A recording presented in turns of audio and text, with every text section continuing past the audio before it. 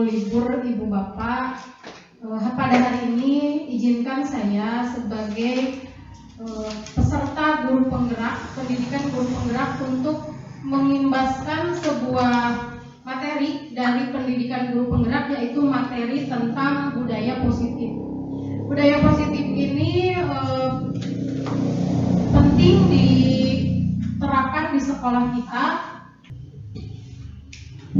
Nah, karena kita sudah memasuki waktu sekolah, sudah menjelang awal semester genap, tentunya Bapak Ibu sudah memiliki otak, hati, pikiran yang lebih tenang karena sudah mengikuti liburan selama 2 minggu ya Bapak Ibu. Cukup liburannya? Tidak. Nah, kalau tidak, saya punya satu permainan untuk Bapak Ibu. Permainannya berkaitan dengan liburan. Kemarin Bapak Ibu liburan tidak? Tidak. Nah, karena Bapak Ibu tidak liburan, saya ingin mengajak Bapak Ibu untuk berimajinasi, membayangkan kira-kira kalau mau liburan mau kemana. Nah, ini adalah sebuah ice breaking, sebuah permainan. Cluenya adalah tujuan. Jadi kalau tujuan itu tidak boleh loncat-loncat. Kalau kita dari Sumedang mau ke Jakarta misalnya, berarti kita harus melewati semua jalan yang ditempuh.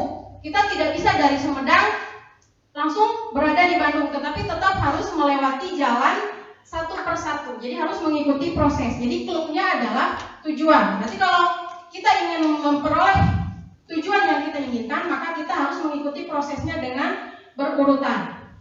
Nah, cluenya seperti ini. Bapak dan Ibu coba bayangkan kalau misalnya liburan ditambah 1 bulan lagi, Bapak dan Ibu ingin liburan kemana? Sebut yang familiar saja, yang familiar. Misalnya nama kota atau nama negara. Mau kemana? Bali. Coba. Bu Arsi mau ke Bali katanya. Jadi Bu Arsi mengatakan kalau dia ingin liburan, dia memilih sebuah kota, yaitu kota Bali. Kalau kita ingin ke Bali, apa yang akan kita bawa? Ibu-ibu pernah memainkan permainan ini? Belum. Ini ada kaitannya dengan mata pelajaran bahasa Indonesia ya. Kalau mau ke Bali, apa yang harus kita bawa? Uang. Kacamata. Uang tidak bisa dibawa. Kacamata. Baju seksi. Baju boleh dibawa. Selain itu apa lagi? Kacamata, bikini. Tidak bisa dibawa. HP tidak bisa dibawa. Tas. Tidak bisa dibawa, juga tas tidak boleh dibawa kalau ke Bali. Jadi kamu bawa coba mau apa? Bawa diri aja.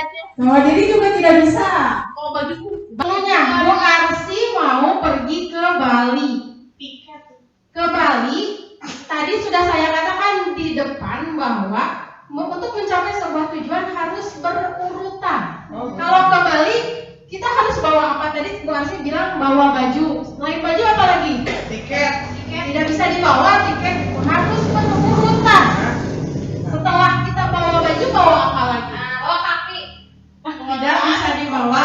Bawa tas, oper. Tidak bisa. Coba ibu-ibu fokus. Perhatikan apa yang saya utarakan tadi. Perhatikan. Bali. Yang pertama kita bawa baju. Terus setelah bawa baju bawa apa? Angsa. Apa lagi? Lampu. Betul. Tampaknya Bu Susi dan Bu Arsi sudah paham permainan ini ya. Selain Bali, Mekah. Coba Mekah harus apa yang dibawa ke Mekah? Apa lagi? Apa lagi?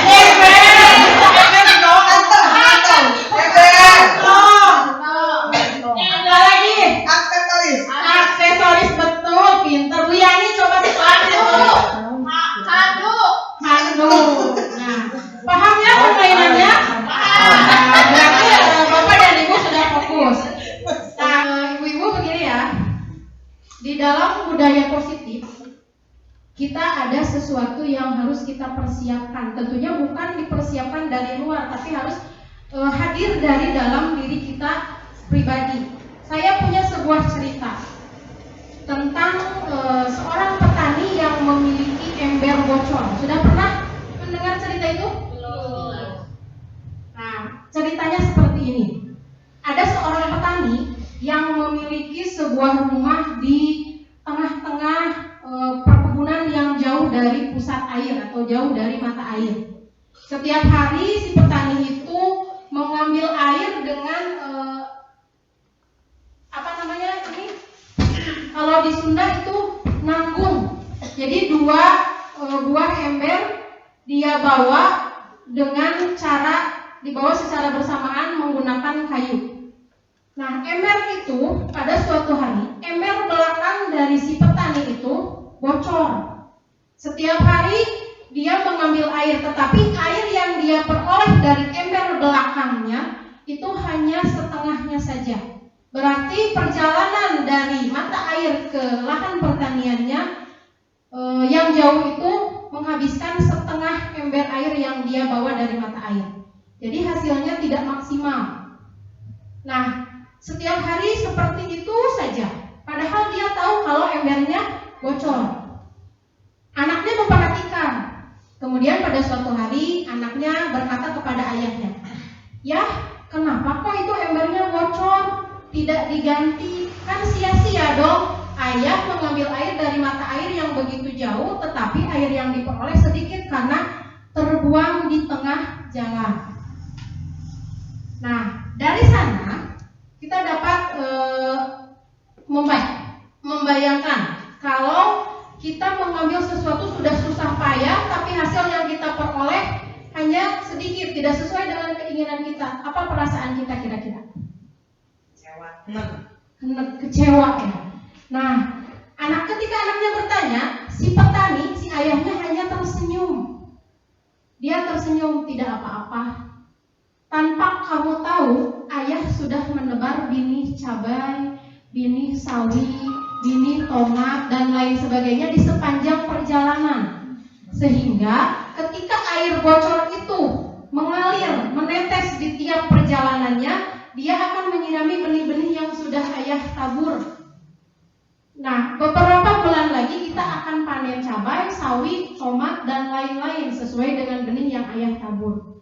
Si anak kemudian tersenyum. Nah, dari cerita itu kira-kira apa yang bisa kita simpulkan? Apakah di dalam cerita itu ada sebuah proses pembelajaran? Ada. Apa kira-kira? Boleh tahu tidak pembelajarannya apa? Jangan menyia-nyiakan waktu. Mana yang sihnya? Jangan menyia-nyiakan waktu. Yang lain, Pak Romi ada pendapat? Poek lah. Nah, ember bocor itu bisa kita asumsikan atau bisa kita anggap sebagai kekurangan yang kita miliki. Sementara ketika kita menabur benih, kemudian secara tidak sengaja kita menyiramnya dengan ember yang bocor, maka itu adalah sebuah upaya kita untuk memaksimalkan kelebihan kita di samping kekurangan kita. Nah, begitupun dengan budaya positif ini. Kita memiliki beragam siswa di sekolah ini, bermacam-macam, dari gender, dari latar belakang, dari status sosial dan lain sebagainya. Mereka tentu memiliki kelebihan dan kekurangan. Sebagai seorang guru, kita diwajibkan untuk bisa mengelola setiap siswa sesuai kebutuhannya. Bagaimana caranya? Tentunya kita harus memaksimalkan apa yang kita miliki untuk menutupi kekurangan. Nah, mungkin kesimpulan dari cerita itu seperti yang barusan saya jelaskan. Bagaimana Bapak Ibu sudah menginspirasi ceritanya? Lumayan ya. Nah, hari ini saya akan memberikan sebuah pengimbasan kepada Bapak Ibu tentang materi budaya positif pada pendidikan guru penggerak angkatan 7 tahun 2022.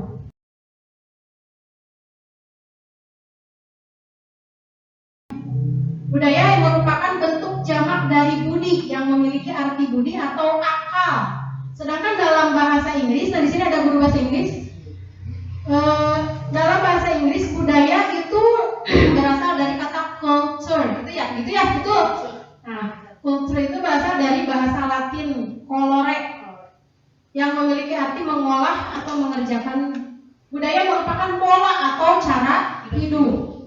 Nah, budaya ini tidak bisa tercipta atau tidak bisa terbentuk secara instan. Harus melalui tahapan-tahapan. Harus melalui proses seperti ketika kita melihat arang atau karbon dengan berlian. Ibu-ibu pernah melihat berlian? Pernah melihat arang? Pernah. Kalau misalnya diberikan sebuah pilihan, berlian dan arang, mana yang akan ibu pilih? Arang. Mau pilih arang atau pilih berlian? Berlian. Pilih berlian. Kenapa memilih berlian? Lebih Lebih berharga, lebih mahal, lebih indah. Asal Bapak dan Ibu tahu, perlu Bapak dan Ibu tahu, berlian itu terbentuk dari zat yang sama, yaitu zat karbon. Arang dari karbon, berlian dari karbon. Kok bisa berbeda? Apa yang menyebabkan perbedaan itu? Tentunya ada proses. Kalau arang hanya melalui proses satu kali, yaitu pembakaran. Jadinya ya hitam legam.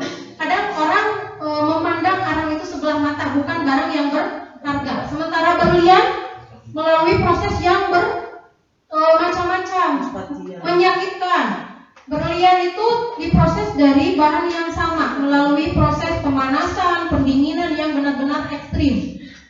Kemudian setelah menjadi berlian pun, berlian itu tetap harus merasa sakit lagi, harus berjuang lagi untuk memiliki bentuk yang lebih bagus. Misalnya dibentuk menjadi sebuah diamond. Nah, menjadi bentuk itu sangat menyakitkan prosesnya. Tetapi berkaca dari berlian dan arang itu, kita bisa menerapkan itu kepada kehidupan kita. Semakin kita menempa diri kita, semakin kita belajar, maka kita akan menjadi seseorang yang lebih bernilai tinggi. Kurang lebih seperti itu. Nah, budaya positif di sekolah adalah nilai-nilai atau keyakinan-keyakinan, kebiasaan di sekolah yang memang diyakini oleh warga sekolah. Contoh misalnya, setiap awal masuk sekolah, ibu bapak suka tidak membuat sebuah keyakinan kelas? Suka ya? Biasanya kita membuat keyakinan kelas. Kalau saya pribadi, saya membuat keyakinan kelas. Anak-anak yang mengajukan misalnya, Bu, kalau di kelas ini tidak boleh memakai perhiasan, misalnya tidak boleh ribut. Nah, keyakinan ini harus berpihak kepada siswa. Jadi harus menguntungkan siswa. Tidak boleh egois menjadi seorang guru itu. Biarkan saja siswa begitu, yang penting saya senang. Yang penting saya nyaman, sementara siswa merasa tidak nyaman. Nah, budaya positif ini bisa diawali atau bisa dikembangkan awalnya, titik awalnya dari kesepakatan kelas.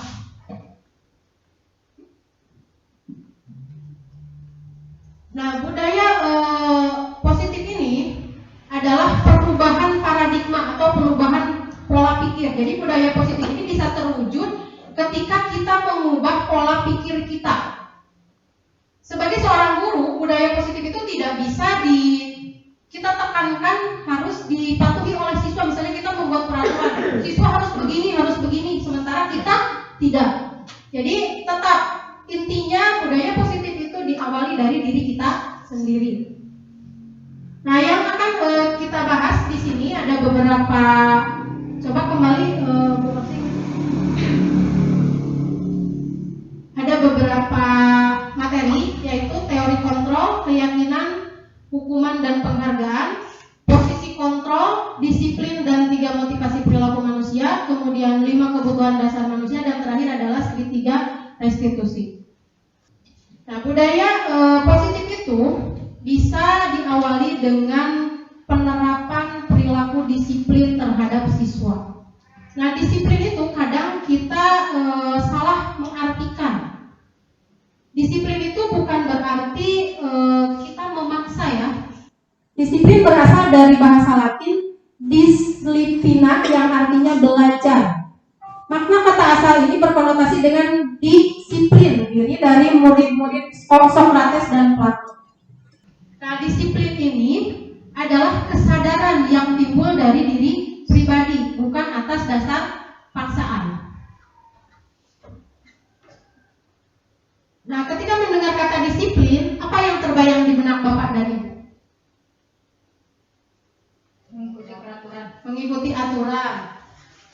Kalau misalnya disuruh disiplin, apa yang terbayang atau apa yang terlintas? Berat. Beban. Apalagi? Terpaksa ya. Nah, berarti kalau masih ada terlintas pikiran-pikiran seperti itu, berarti disiplin belum tertanam, belum menjadi sebuah budaya. Karena disiplin sejatinya adalah kesadaran diri, bukan atas dasar keterpaksaan. Kalau keterpaksaan pasti berat, pasti menjadi beban. Nah, kadang kita di sekolah itu menghukum siswa karena siswa tidak disiplin. Padahal proses disiplin itu bukan sesuatu hal yang mudah.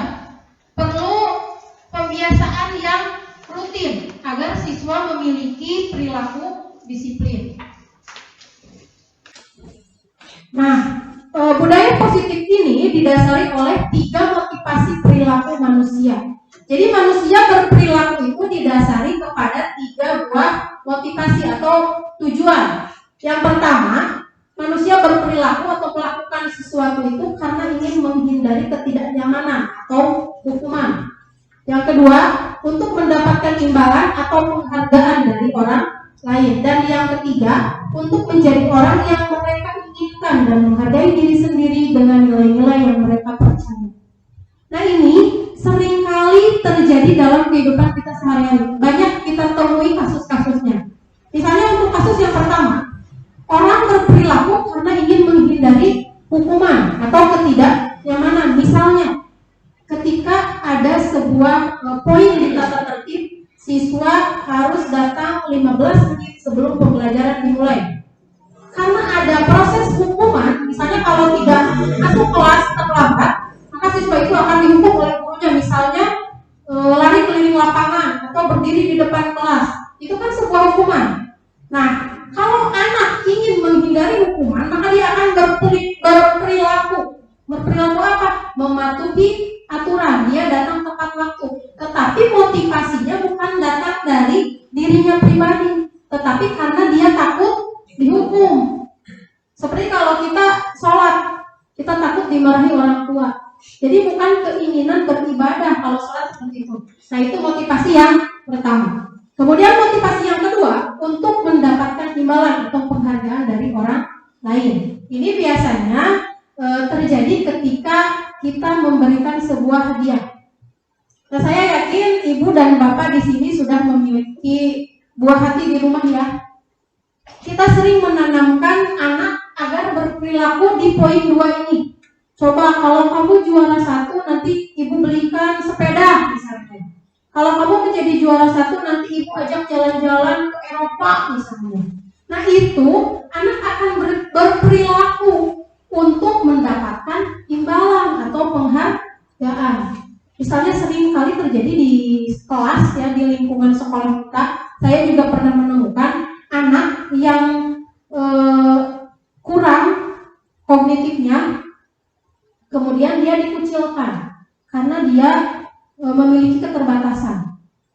Nah, ketika anak itu mencapai sebuah pencapaian, misalnya dia rendah di bidang matematika, tapi dia pintar berbahasa Inggris. Ketika di dalam pembelajaran bahasa Inggris dia memiliki nilai yang bagus, kemudian diberikan penghargaan oleh gurunya, diberikan tepuk tangan oleh temannya, dia dihargai, kemudian dia berperilaku. Di bahasa Inggris juga saya bisa diperlakukan seperti itu.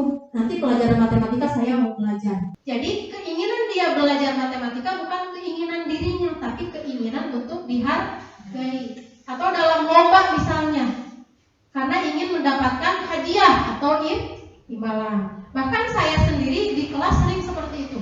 Siapa yang memiliki nilai ulangannya 100, saya berikan hadiah pulsa 10.000 misalnya. Nah, itu Jadi kita menggiring anak untuk bisa melakukan sesuatu karena ada imbalan. Nah, misalnya kalau di kelas kita melihat anak yang mengganggu anak yang lain. Nah, kalau kita tanyakan kepada anak yang diganggu itu, tentunya mereka memiliki keinginan kan?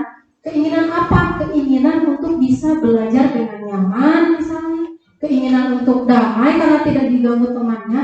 Nah, yang ketiga tadi, kita menggiring anak itu untuk menjadi diri mereka sesuai keinginannya. Misalnya saya tidak ingin diganggu, berarti konsekuensinya apa? Saya tidak boleh mengganggu. Nah, seperti itu. Jadi kita harus bisa menumbuhkan budaya itu. Anak bisa menggiring dirinya untuk menjadi apa yang dia inginkan. Kalau dia ingin pintar, berarti dia harus belajar, bukan karena ada hukuman, bukan karena ada penghargaan. Jadi memang dia belajar itu karena dia menginginkan sebuah pencapaian dalam bidang pendidikan misalnya dan lain sebagainya. Nah, materi selanjutnya yaitu tentang keyakinan kelas, hukuman dan penghargaan. Keyakinan kelas itu biasa kita lakukan di kelas, yaitu membuat kesepakatan kelas terlebih dahulu. Keyakinan kelas itu biasanya merupakan prinsip-prinsip dasar yang merupakan nilai-nilai kebajikan yang diyakini. Contoh-contoh nilai kebajikan itu misalnya saling menghargai, saling menghormati, tanggung jawab, kemudian tepat waktu, jujur, percaya diri, dan lain sebagainya. Keyakinan kelas, hukuman, dan penghargaan. Mengapa keyakinan kelas? Mengapa tidak peraturan saja? Nah, di sini saya mencoba mengubah pola pikir kita, membedakan antara keyakinan dan peraturan. Kira-kira apa bedanya keyakinan dan peraturan? Berbeda tidak? Berbeda tidak? Berbeda. Apa bedanya kalau berbeda? Keyakinan sebuah kepercayaan. Ya. Namun di situ kalau peraturan mah sesuatu yang telah ditetapkan oleh manusia. Nah, kalau betul, udah agak nyerempet ya. Kalau keyakinan itu sesuatu yang kita percaya, yang kita yakini. Kalau peraturan itu dibuat oleh orang lain, sementara yakin tidak yakin kita harus mengikuti itu. Jadi kalau keyakinan kita ikhlas menjalankan itu, tapi kalau peraturan mau tidak mau harus kita ikuti. Nah, kalau keyakinan biasanya bentuk pencapaiannya kita menjadi orang yang kita inginkan. Sementara kalau peraturan, walaupun kita mengikuti peraturan itu, mematuhi peraturan itu, belum tentu kita menjadi orang yang kita inginkan. Betul? Contoh misalnya, Bunia harus, karena Bunia itu staf tata usaha, ketika guru-guru libur, Bunia harus tetap masuk. Aturannya seperti itu kan? Sesuai tidak dengan keinginan Bunia? Tidak ya. Nah, ketika Bunia, tetapi Bunia tetap mematuhi aturan kan? Berarti motivasi apa yang Bunia emban di sana? Apakah karena takut hukuman? Karena ingin penghargaan? Masih di level kedua. Level kedua karena ingin penghargaan. Siapa tahu gajinya naik ya. Ya. Kemudian mengapa adanya keyakinan kelas penting untuk terbentuknya sebuah budaya positif? Nah, keyakinan kelas ini penting untuk membangun keyakinan siswa pada sesuatu hal yang dia yakini. Tentunya kalau manusia secara alamiah pasti memiliki hati kecil ya, memiliki hati nurani, dan hati nurani itu tidak akan pernah menginginkan sesuatu hal yang negatif. Betul? Betul. Ketika misalnya kita mencuri, motorik kita memang melakukan hal mencuri, hal yang tidak diperbolehkan oleh aturan, tapi hati kecil kita tidak akan mengatakan itu. Nah, mengapa perlu keyakinan? Karena keyakinan itu pada dasarnya sudah dimiliki setiap manusia sebagai kodratnya. Kemudian bagaimana mewujudkan sebuah keyakinan kelas yang efektif? Caranya tadi yang pertama, ketika pembelajaran akan dimulai, kita bisa membuat kesepakatan kelas. Tetapi ketika kesepakatan kelas itu dilakukan secara terus-menerus akan menjadi sebuah kebiasaan. Dan kebiasaan itu jika tetap terus dikembangkan, terus dilaksanakan akan menjadi sebuah budaya.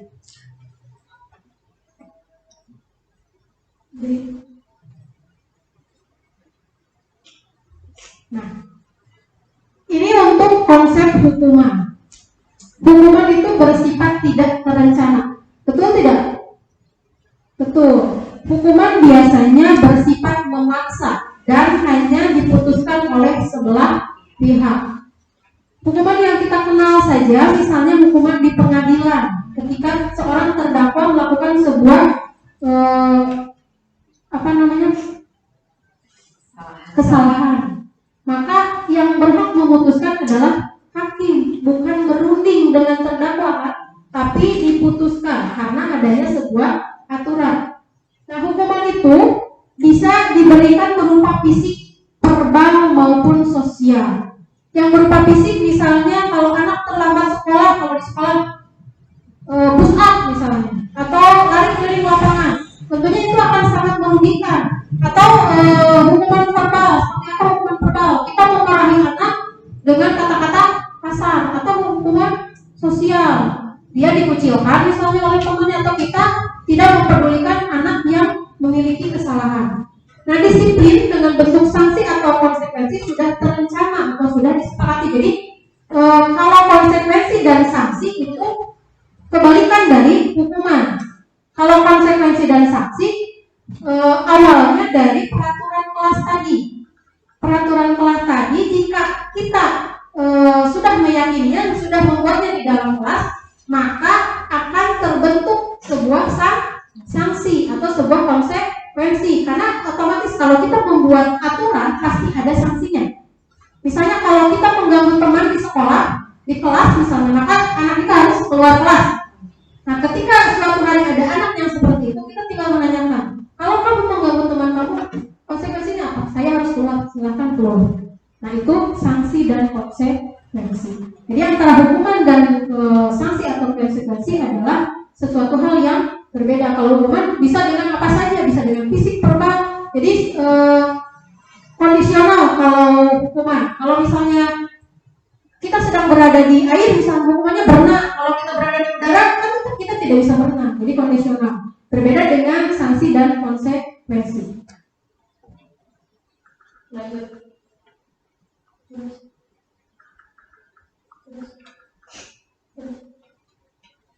Kita selama ini menganggap hukuman itu sesuatu hal yang negatif saja kan, seperti misalnya menghukum fisik, menghukum dengan memarahi, dengan kata-kata kotor, atau dengan hukuman misalnya kalau di sekolah bisa dengan hukuman skorsing misalnya, atau drop out dan lain sebagainya. Nah, tanpa kita sadari, penghargaan atau hadiah juga merupakan hukuman, tetapi hukuman yang terselubung. Seperti kemarin kita baru saja melakukan kegiatan akhir semester, yaitu pembagian buku laporan pendidikan. Nah, kenapa sistem perankingan itu sudah tidak diperkenankan di sekolah? Karena apa? Ya karena mengacu ke sini. Perankingan itu merupakan salah satu contoh penghargaan, betul kan? Ketika anak memiliki ranking tertentu, misalnya ranking 1, 2, 3 atau 10 besar, maka si anak itu akan merasa dihargai, akan merasa bangga, oh saya ini pinter, saya ini masuk ranking 3 besar. Nah, maka akan timbul sebuah kebanggaan, kesombongan. Tetapi pernahkah Bapak dan Ibu berpikir bagaimana anak yang rankingnya 2 terakhir misalnya, atau ranking terakhir, apa yang dia rasakan? Malu, kecewa. Mungkin juga nanti ketika dia pulang ke rumah akan menghadapi masalah baru. Misalnya karena rankingan tersebut dia dimarahi orang tuanya, dihentikan fasilitasnya, misalnya tidak diberi uang jajan, tidak diberikan kendaraan, atau tidak diizinkan main dan lain sebagainya. Nah, penghargaan itu sama juga dengan proses menghukum, tetapi dalam konteks yang berbeda. Jadi menghukum itu tidak harus dengan hal-hal yang negatif.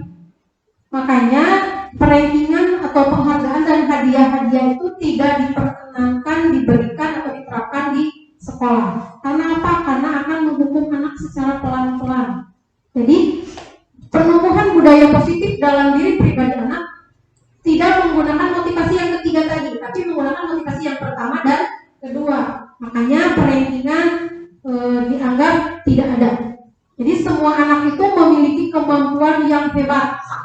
kemampuan yang baik. Mereka memiliki kelebihan di bidangnya masing-masing. Anak yang tidak bisa matematika bukan berarti dia anak yang bodoh. Mungkin dia memiliki kelebihan di mata pelajaran lain, misalnya mata pelajaran sastra misalnya, atau mata pelajaran otomotif dan lain sebagainya. Lanjut Bu Arsi. Lanjut deh. Terus. Nah, tadi kita sudah belajar 3 motivasi.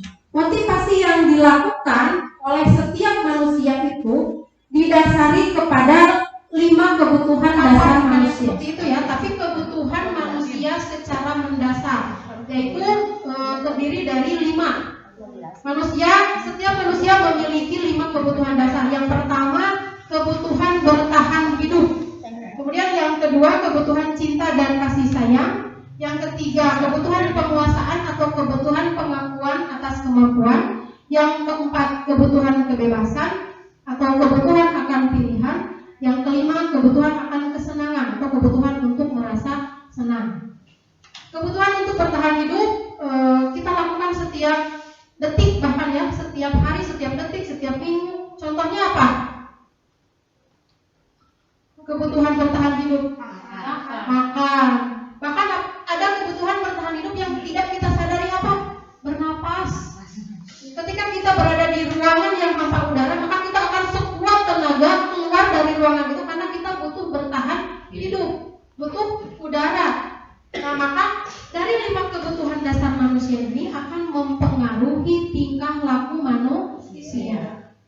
Ketika kita butuh bertahan hidup, kita berhadapan dengan seseorang yang ingin melenyapkan nyawa kita, maka apa yang akan kita lakukan? Melawan. Nah, kita melakukan perilaku melawan, bahkan sampai melakukan hal-hal yang brutal untuk apa? Karena kita memiliki kebutuhan dasar untuk bertahan hidup. Apapun yang terjadi, saya harus hidup. Misalnya bekerja, pada dasarnya bekerja juga itu untuk bertahan hidup. Kemudian yang kedua, kebutuhan cinta dan kasih sayang. Ibu dan bapak butuh cinta kasih sayang tidak? Butuh. Apa buktinya? Punya suami, punya istri, punya anak. Nah, yang belum punya istri tentunya sedang mencari istri, itu juga kebutuhan ya, untuk memenuhi kebutuhan dasar yang kedua, yaitu kebutuhan cinta dan kasih sayang. Kebutuhan cinta dan kasih sayang itu tidak hanya dari pasangan saja, bisa juga dari anggota keluarga yang lain, dari teman, dari atasan, dari bawahan. Misalnya dengan teman, ketika kita memiliki 2 orang teman, si A dan si B. Kalau si A memperlakukan kita dengan sopan santun, misalnya dengan kata-kata yang lembut, apa kabar? Bagaimana kabar kamu hari ini? Berbeda dengan, hei kamu ngapain kesini? Teman mana yang akan bapak dan ibu pilih? Tentunya berkata-kata lembut kan? Nah, itu kata-kata lembut itu sebagai cerminan dari rasa cinta, kasih dan sayang. Nah, yang ketiga, kebutuhan dasar manusia yaitu kebutuhan penguasaan. Nah, ini sebentar lagi akan ada pemilu. Nah, pemilu itu salah satu bentuk konkret dari kebutuhan penguasaan. Jadi, orang lain mengakui kemampuan kita. Kita belajar di sekolah, misalnya anak-anak kita belajar di sekolah untuk mendapatkan nilai terbaik. Nah, itu kemampuan untuk sebuah penguasaan. Jadi penguasaan itu bukan hanya kita menjadi pemimpin saja, tapi kita menjadi yang terbaik. Itu adalah kemampuan penguasaan. Apapun yang terjadi, pastinya setiap orang menginginkan dia menjadi yang terbaik. Kemudian yang keempat adalah kebebasan. Kebebasan di sini hal kecilnya saja, contoh kecilnya saja, kita tidak mau diganggu oleh orang lain. Kita memiliki pilihan, memiliki kebebasan untuk menentukan apa yang kita inginkan.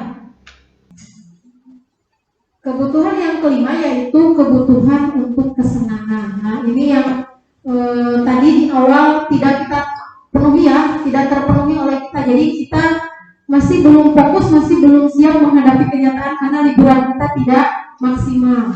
Nah, kebutuhan untuk kesenangan itu berarti segala hal atau segala sesuatu yang bisa memenuhi setiap hal yang kita senangi. Misalnya, kalau yang senang berbelanja, belanja. Tapi apa daya kalau misalnya uangnya tidak ada.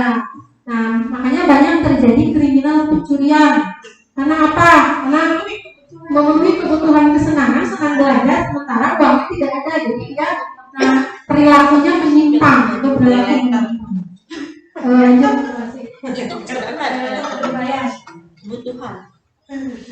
Nah, materi selanjutnya yaitu 5 posisi kontrol. Nah, 5 posisi kontrol ini tidak hanya untuk kita sebagai seorang guru, tapi juga bisa diterapkan sebagai kita dalam posisi menjadi orang tua atau menjadi atasan di sebuah instansi atau perusahaan. Nah, karena kita ada di lingkungan sekolah, sebagai seorang guru kita harus bisa memilah dari kelima posisi kontrol. Tentunya kita harus tahu dulu 5 posisi kontrol apa saja yang biasa kita gunakan, dan tentunya nantinya kita akan bisa memilih posisi kontrol mana yang lebih baik atau yang paling baik digunakan dalam menyelesaikan sebuah permasalahan. Posisi kontrol yang pertama yaitu posisi kontrol kita sebagai penghukum. Kalau kita sebagai seorang penghukum, maka kita akan menekan atau membuat ketidaknyamanan kepada anak. Contohnya misalnya begini, kamu melakukan sebuah kesalahan, maka kamu harus lari keliling lapangan. Mau tidak mau si anak harus mengikuti apa yang kita ucapkan. Nah, itu adalah posisi kita sebagai seorang penghukum. Kalau yang kedua, posisi pembuat orang merasa bersalah. Ini lebih lembut lagi dari yang tadi, dengan kata-kata yang lebih lembut. Kalau tadi kalau penghukum kata-katanya kasar dan cenderung memerintah. Kalau pembuat orang merasa bersalah kata-katanya lembut, tetapi menimbulkan efek yang menimbulkan respon yang tidak kecil pengaruhnya kepada anak. Anak akan mungkin menangis, mungkin juga histeris, atau mungkin juga anak akan merasa benci kepada kita. Karena apa? Karena kita membuat dia itu menjadi seorang yang bermasalah. Contohnya misalnya begini, kamu tahu tidak, kalau kamu tidak belajar, orang tua kamu itu marah, orang tua kamu itu sedih. Tahu tidak, kalau kamu mengganggu orang lain itu merasa terganggu, orang lain itu merasa dirugikan. Kalau anak yang berpikir, dia akan, oh iya ya, saya sama. Nah, itu posisi kita berarti berada di posisi membuat orang merasa bersalah. Nah, yang ketiga, kita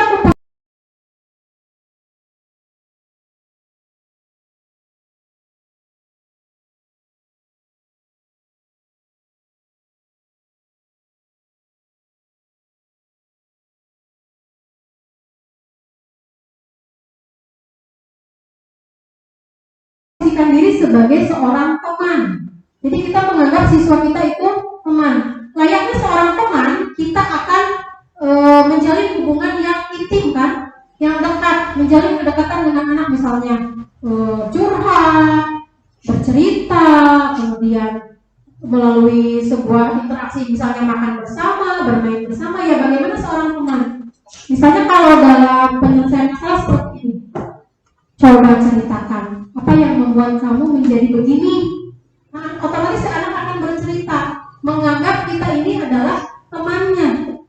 Apapun yang dia rasakan akan dia ceritakan. Kira-kira kalau kita berperilaku sebagai seorang teman, ada efeknya tidak? Berefek tidak kepada si anak? Mungkin kalau kebablasan akan disalahartikan. Masih mending kalau misalnya gurunya itu guru di tingkat PAUD misalnya, atau tingkat SD yang usia guru dengan siswanya jauh, mungkin bisa puluhan tahun. Tapi bisa kita bayangkan kalau gurunya mengajar di kelas atas, di SMA atau SMK misalnya seperti kita. Umur antara kita dengan siswa kita mungkin bedanya sedikit sekali. Kalau kita bertindak atau memposisikan diri sebagai seorang teman, kemungkinan ada juga kemungkinan kita disalahartikan, perhatian kita disalahartikan sehingga berujung penyimpangan, sehingga terjadi misalnya pencabulan misalnya dan lain sebagainya. Nah, yang keempat, posisi monitor atau pemantau. Jadi kalau pemantau ini kita hanya melakukan atau mengklarifikasi anak untuk dapat melakukan menjalankan sanksi atau konsekuensi seperti tadi. Jadi di dalam posisi pemantau kita tidak menghukum anak, tetapi menanyakan kepada anak, kalau kamu begini, maka kamu harus bagaimana? Saya harus keluar kelas misalnya. Kalau kamu berbohong, maka kamu harus meminta maaf misalnya, dan lain sebagainya. Nah, yang kelima adalah posisi kita sebagai seorang manajer. Jadi manajer itu kita mengelola, membantu anak menyelesaikan permasalahannya dengan daya upaya dan dengan sesuai keinginannya. Jadi tidak dipaksa, tidak juga diiming-imingi sesuatu, tidak juga kita membuat dia merasa bersalah.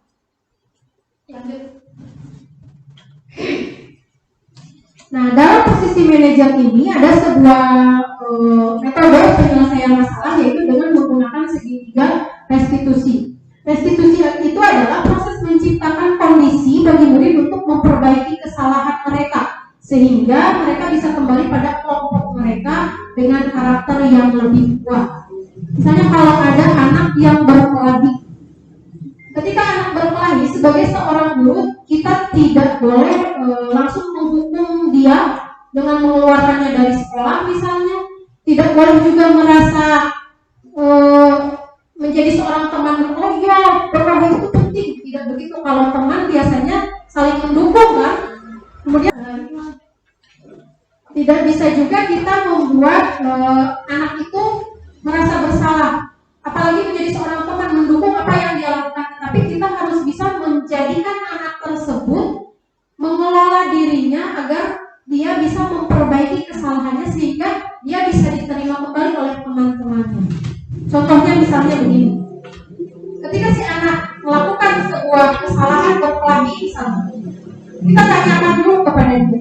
Jadi dalam segitiga restitusi ada 3 tahapan yang bisa kita lalui, tetapi tahapan-tahapan tersebut tidak mutlak harus seperti itu. Tahapan yang pertama yaitu menstabilkan identitas. Nah, proses menstabilkan identitas ini penting karena setiap orang bisa melaksanakan sebuah kegiatan atau bisa menyelesaikan sebuah permasalahan ketika dia memiliki pemikiran yang jernih atau pemikiran yang tenang. Ketika mereka dalam keadaan emosi, maka dia tidak dapat memutuskan sesuatu hal dengan baik atau dengan cara maksimal. Kemudian yang kedua yaitu validasi tindakan. Jadi kita menganggap apa yang anak lakukan itu benar saja dulu. Misalnya bisa dengan perkataan seperti ini. Ibu juga dulu waktu sekolah pernah berkelahi. Nah, ketika kita mengatakan itu, si anak akan merasa, oh, ada teman. Oh, ternyata saya tidak seorang diri melakukan kesalahan. Saya normal, ya seperti itu. Nah, yang terakhir yaitu menanyakan keyakinan.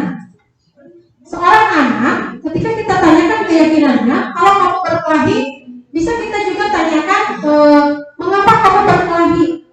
Misalnya dia akan bercerita, saya begini. Lalu kalau berkelahi, apa yang terjadi? Teman saya misalnya menjadi terluka. Kalau teman Anda terluka, teman kamu terluka, apa yang harus kamu lakukan? Oh, saya harus meminta maaf. Nah, itu yang harus sering dimunculkan di dalam diri anak.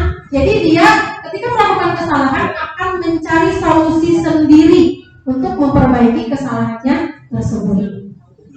Nah, ini adalah ciri-ciri dari restitusi. Yang pertama, restitusi itu bukan untuk menebus kesalahan, namun untuk belajar dari kesalahan.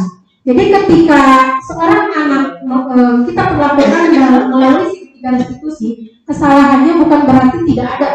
Dia tetap salah, tetapi bagaimana caranya kita menuntut anak, berdiskusi dengan anak untuk memperbaiki kesalahan tersebut, agar di waktu yang akan datang kesalahan itu tidak terjadi lagi, tidak dia perbuat lagi.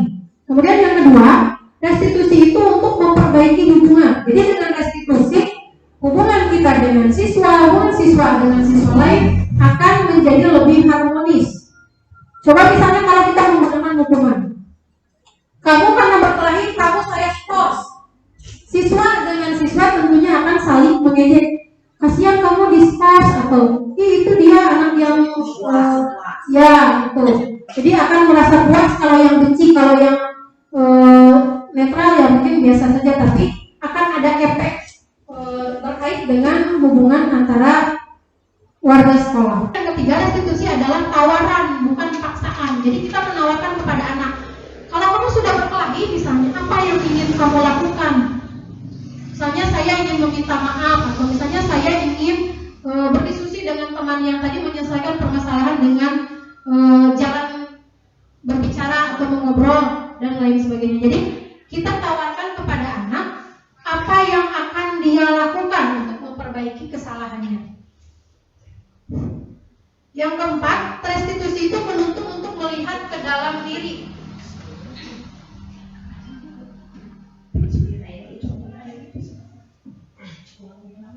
Yang kelima, restitusi mencari kebutuhan dasar yang mendasari tindakan. Seperti tadi anak berkelahi, kira-kira kebutuhan dasarnya apa yang ingin dia penuhi?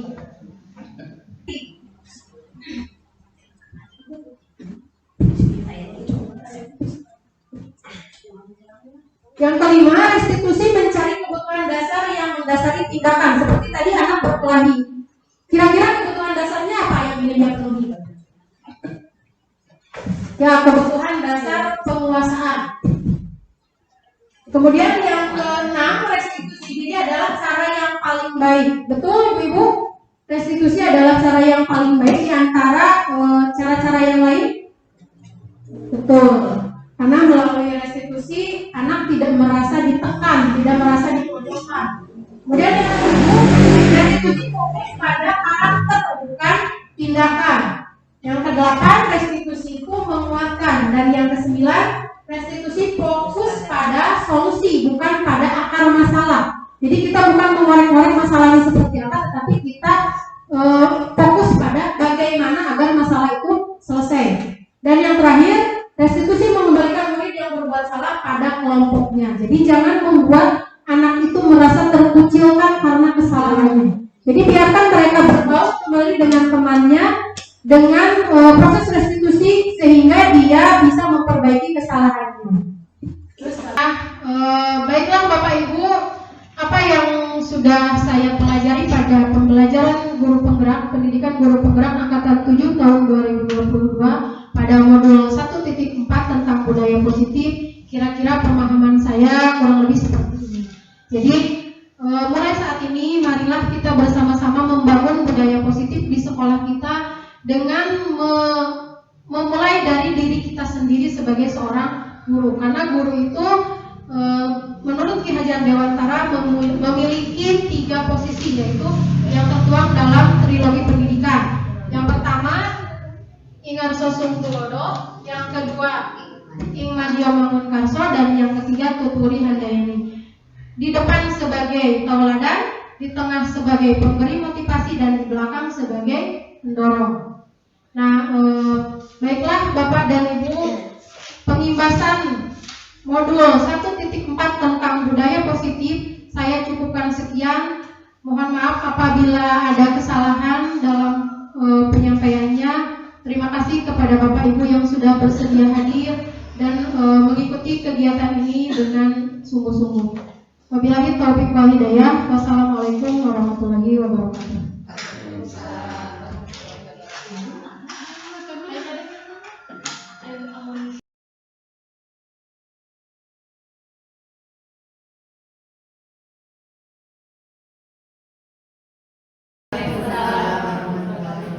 Assalamualaikum ibu-ibu semuanya. Saya mohon maaf mengganggu waktunya.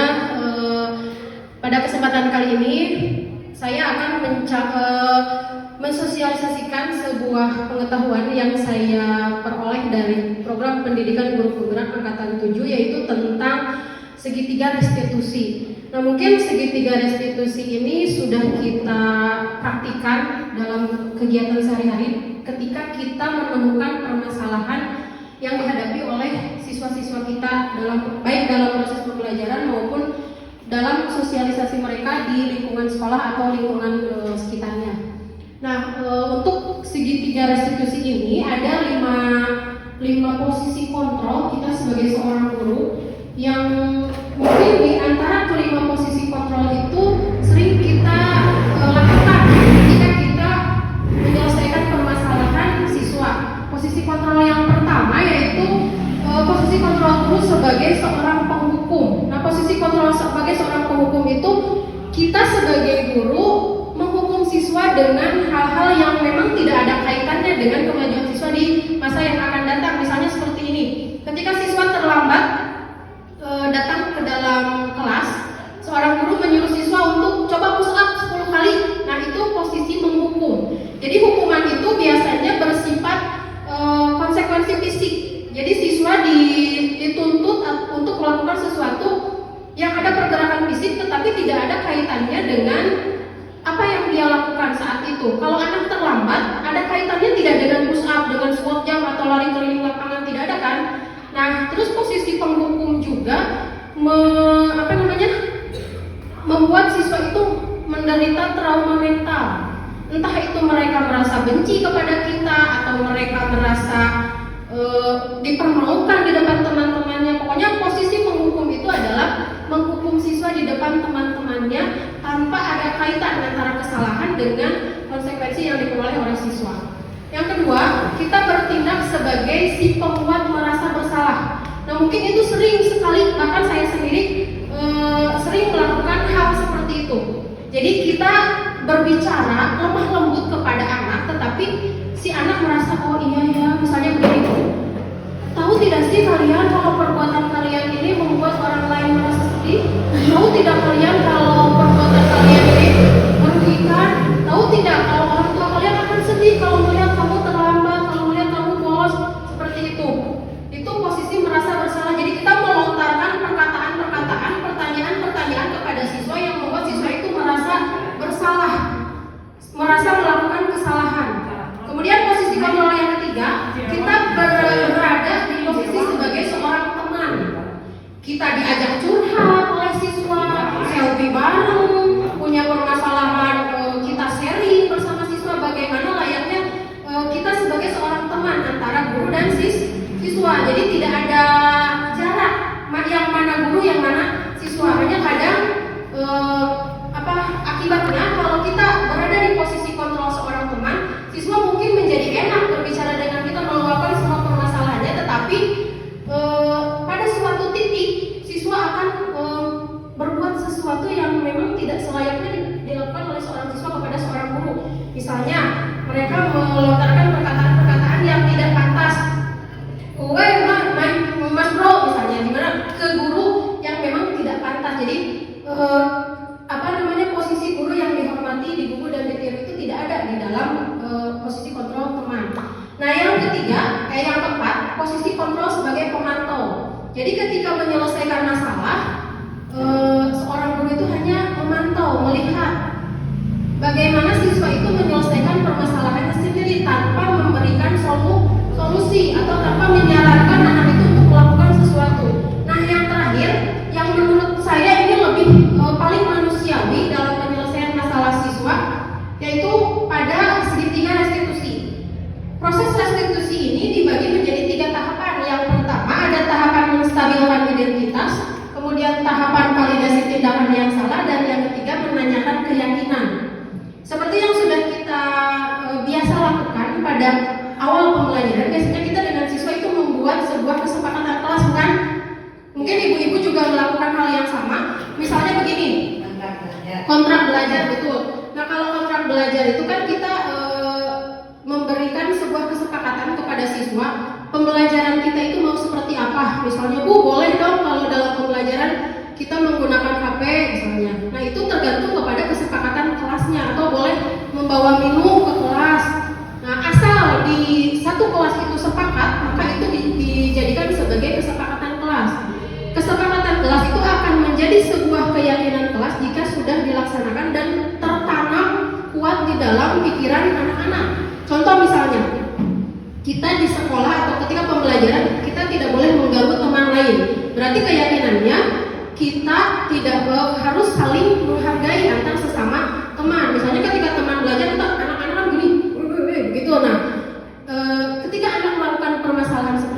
berarti dia sudah melanggar keyakinan kelas. Nah, kalau misalnya kasusnya yang tadi anak mengganggu orang lain yang sedang belajar, temannya yang sedang belajar, maka kita dapat menyelesaikannya dengan menggunakan segitiga restitusi. Tidak menghukum anak dengan suruh kamu mengganggu anak, mengganggu siswa, coba kamu stop jam atau coba kamu keluar kelas. Nah, tidak begitu, atau tidak memberikan pernyataan yang halus, tetapi dia merasa dirinya sangat tidak berguna atau menjadi sampah masyarakat, sampah kelas misalnya. Nah, kalau ada dalam segitiga restitusi yang urutan yang pertama yaitu menstabilkan identitas. Jadi orang itu tidak akan mempunyai solusi, tidak akan dapat berpikir jika pikirannya tertekan. Kalau kita menghukum anak, otomatis anak merasa takut, merasa sangat bersalah sekali, jadi dia tidak bisa berpikir dengan normal.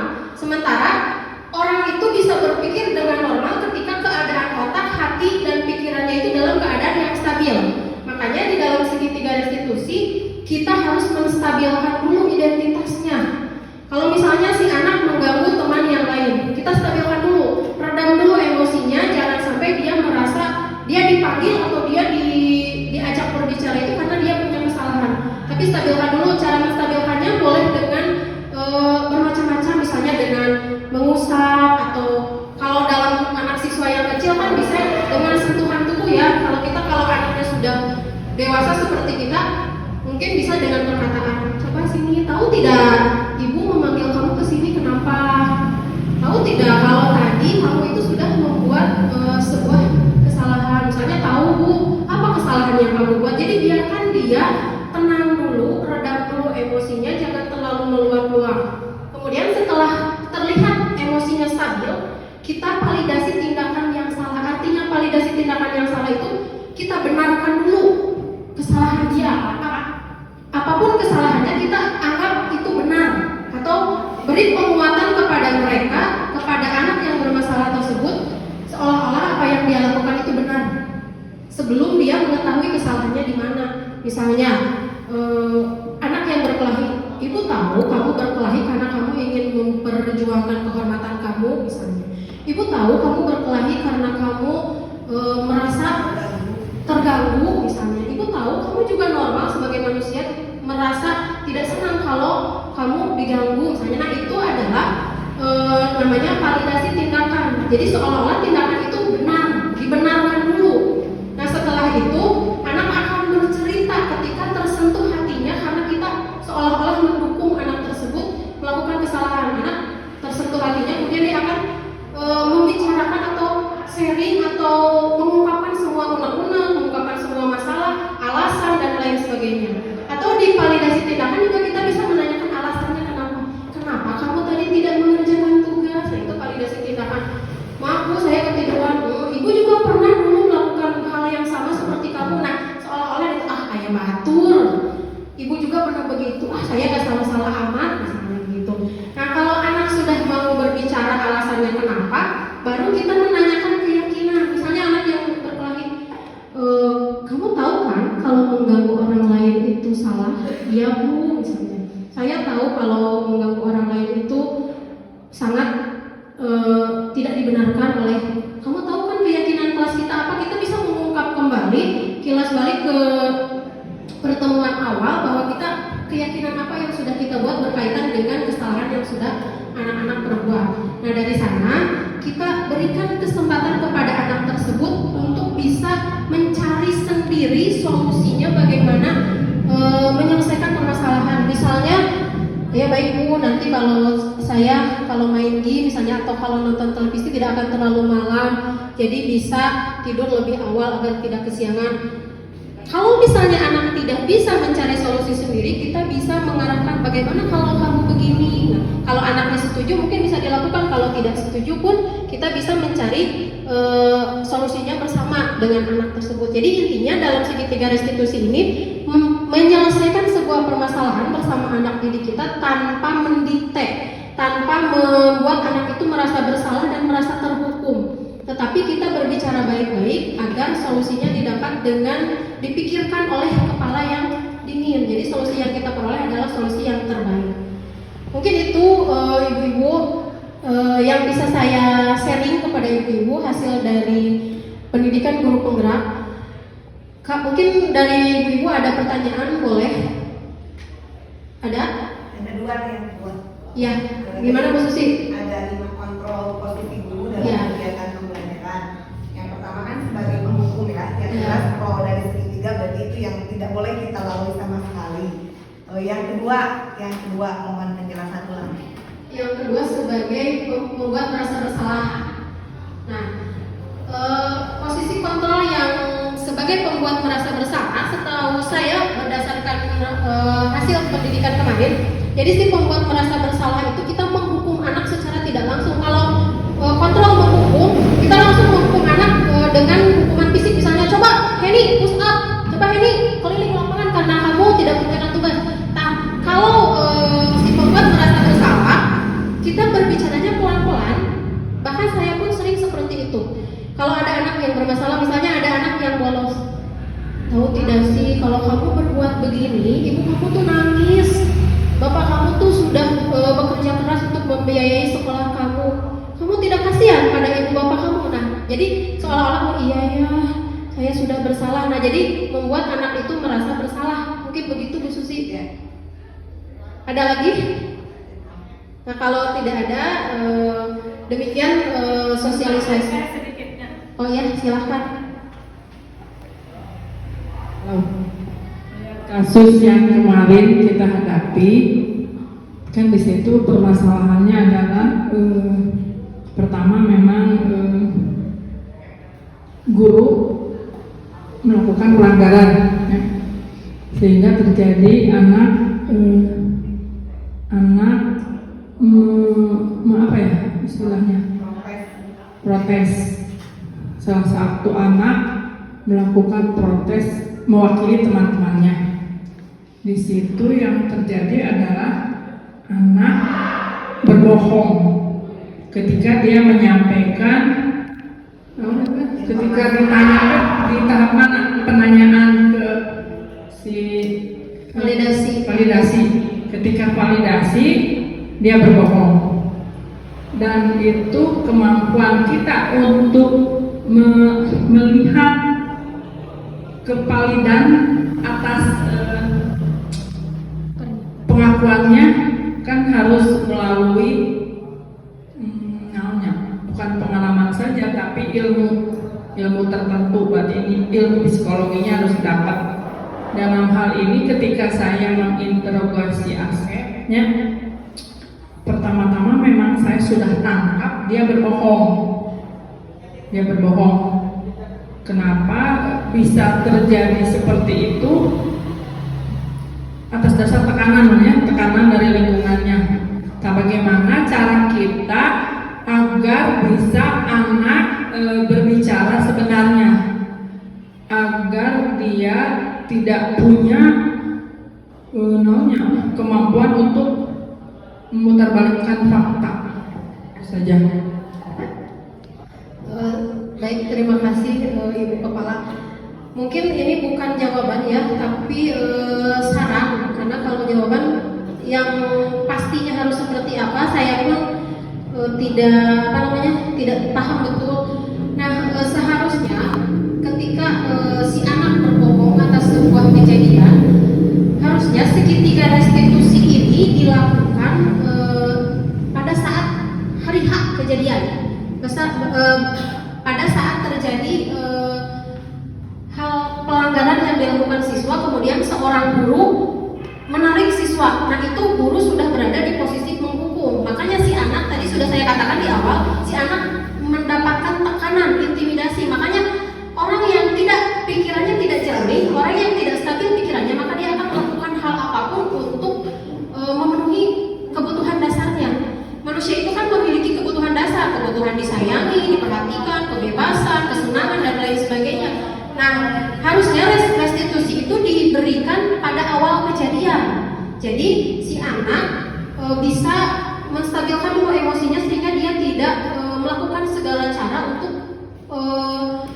mewujudkan apa yang dia inginkan. Nah, kalau kejadian kemarin itu merupakan dampak dari tidak diterangkannya segitiga restitusi. Kalau menurut saya seperti itu. Mungkin ibu-ibu yang lain juga punya pemikiran yang sama dengan saya.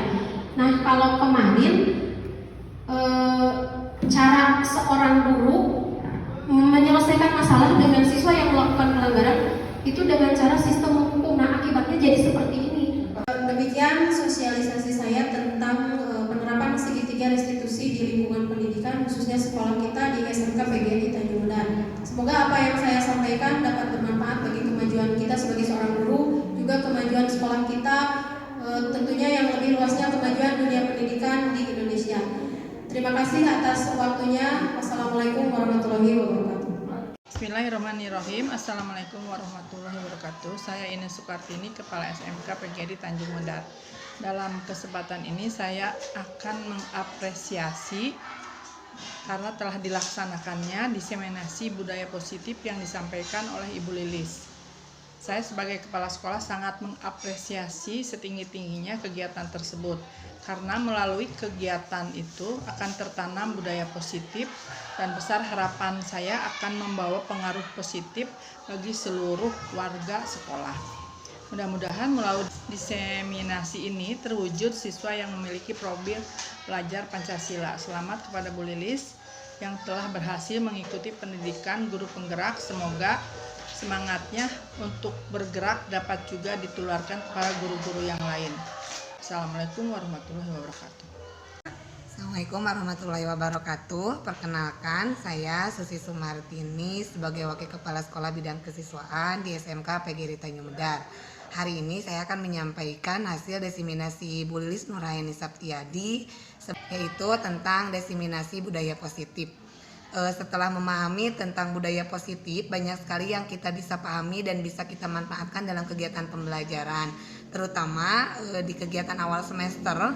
Dengan penyampaian budaya positif yang Bu Lilis sampaikan, saya secara pribadi bisa memahami keyakinan kelas yang harus dibuat di awal kegiatan pembelajaran atau di awal semester.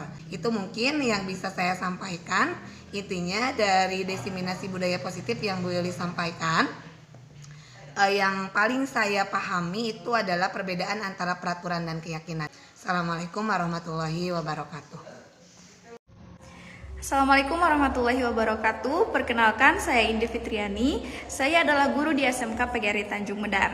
Setelah saya mengikuti kegiatan diseminasi yang disampaikan oleh Ibu Lilis mengenai budaya positif, saya menjadi memiliki wawasan baru mengenai bagaimana cara yang efektif dalam menghadapi masalah yang terjadi di lingkungan sekolah. Tentunya bagi sekolah tersendiri, manfaat dari adanya diseminasi ini, sekolah menjadi memiliki budaya baru atau cara baru dalam menghadapi permasalahan yang terjadi di sekolah. Sekian, terima kasih. Wassalamualaikum warahmatullahi wabarakatuh.